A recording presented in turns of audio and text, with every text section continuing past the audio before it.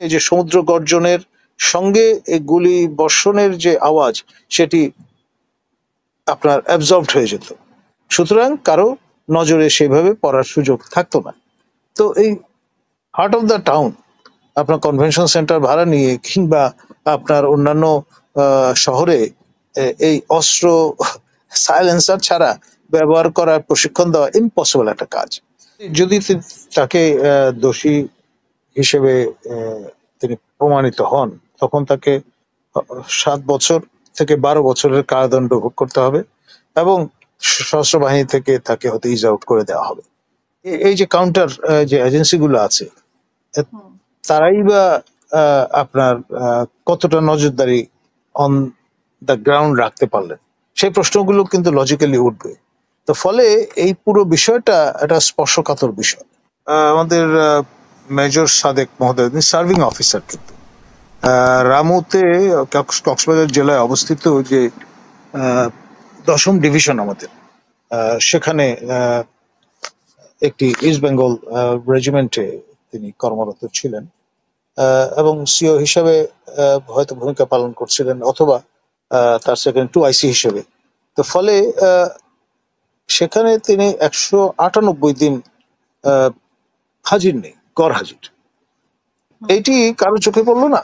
তার সিও, তারপরে তার ব্রিগেড কমান্ডার, তার জেনারেল অফিসার কমান্ডিং, এটা অনেকের কাছে বিস্ময়কর বলে মনে হয়েছে।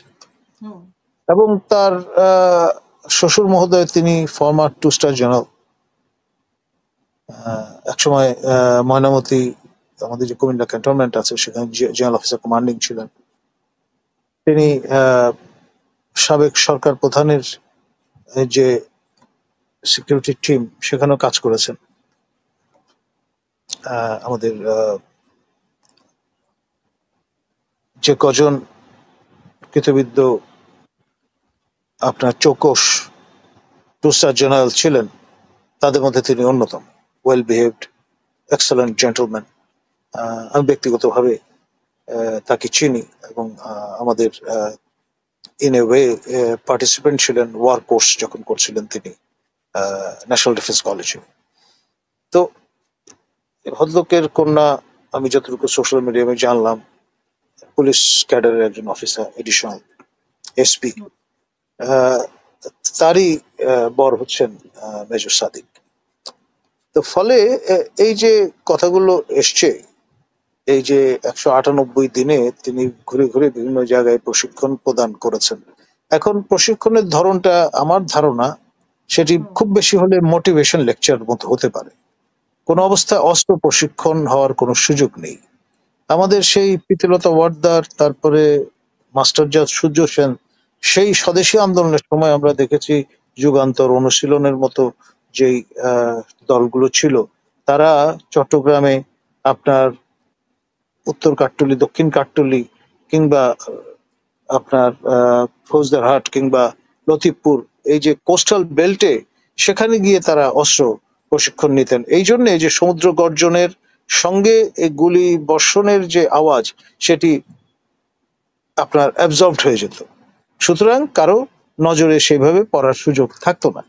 তো এই হার্ট অফ দ্য টাউন আপনার কনভেনশন সেন্টার ভাড়া নিয়ে কিংবা আপনার অন্যান্য শহরে এই অস্ত্র সাইলেন্সার ছাড়া ব্যবহার করার প্রশিক্ষণ দেওয়া ইম্পসিবল একটা কাজ।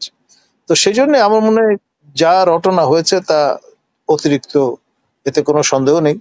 এবং একটা কোর্ট অফ ইনকোয়ারি হচ্ছে, তাকে লগ এরিয়াতে প্রথা মাফিক অ্যাটাচড অবস্থায় রাখা হয়েছে।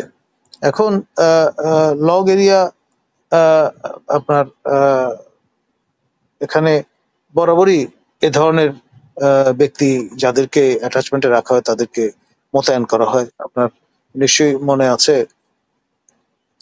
আপনার সাবেক মন্ত্রী এবং honourable member of parliament mister Majumdar, Mohona টেলিভিশনের স্বত্বাধিকারী, তার জামাতা নারায়ণগঞ্জে, তিনিও সামরিক অফিসার ছিলেন, একটা এ ধরনের ঝামেলায় পড়েছেন, তাকেও কিন্তু সেই সময় লগ এরিয়াতে এনে রাখা হয়েছিল।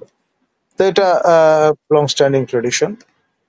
এখন ধরুন যদি ইফ ইজ কি ফাউন্ড মনে হয়? গিলটি, যদি যদি তাকে দোষী হিসেবে তিনি প্রমাণিত হন, তখন তাকে 7 বছর থেকে 12 বছরের কারাদণ্ড ভোগ করতে হবে এবং সশস্ত্র বাহিনী থেকে তাকে হয়তো ইজ আউট করে দেওয়া হবে। এইটা এখন ধরুন other side of the story যদি আমি বলি, ধরেন রেজিম চেঞ্জ হলো, তখন দেখা যাবে যে তিনি হিরো হয়ে গেছেন, হয় তাকে দ্রুততম সময় অনেকগুলো রাজনৈতিক বিবেচনায় প্রমোশন দিয়ে 2 স্টার জেনারেল করা হয়ে যেতে পারে শ্বশুর মহোদয়ের মতো, হুনোজ, মানে ভাগ্য চক্রের উপর অনেকটা নির্ভর করবে কখন কার কি দশা ঘটছে, তাই না? সাদিকের কি হবে? বিষয়টা এরকম মানে হিরো হতে পারেন, আবার জিরো হয়ে যেতে পারেন। হতে পারে, হুম। মানে ওই অর্থে যদি আপনি বলেন আর কি। কিন্তু উনি যে 198 দিন অনুপস্থিত ছিলেন, এটা তো শুধুমাত্র উনি দায়ী না। ওনার পেছনে নিশ্চয়ই কেউ আছে যে ডেফিনেটলি, আমি তো বললাম আপনার general officer commanding, brigade commander, তারপর সিও, এই যে চেইনটা, এখানে হুম, ধরেন আর্মি ফিল্ড ইন্টেলিজেন্স কাজ করে, আহ, হুম, তাই না? তারপরে এএসইউ বলে একটা ইউনিট আছে, আর্মি সিকিউরিটি ইউনিট। এই যে কাউন্টার যে এজেন্সি গুলো আছে, এ, হুম, তারাই বা আপনার কতটা নজরদারি অন দ্য গ্রাউন্ড রাখতে পারলেন, সেই প্রশ্নগুলো কিন্তু লজিক্যালি উঠবে। তো ফলে এই পুরো বিষয়টা একটা স্পর্শকাতর বিষয়। যেমন ধরেন আমাদের জেনারেল হামিদ, তিনি ডিজিটিজিএফআই ছিলেন, আহ, করণিক ভুলের কারণে আহ, আপনার এই ফিক্সড ডিপোজিট অ্যাকাউন্ট তার ব্যক্তিগত নামে রাখা ছিল, কিন্তু আসলে টাকাগুলো কিন্তু ডিজিএফআই।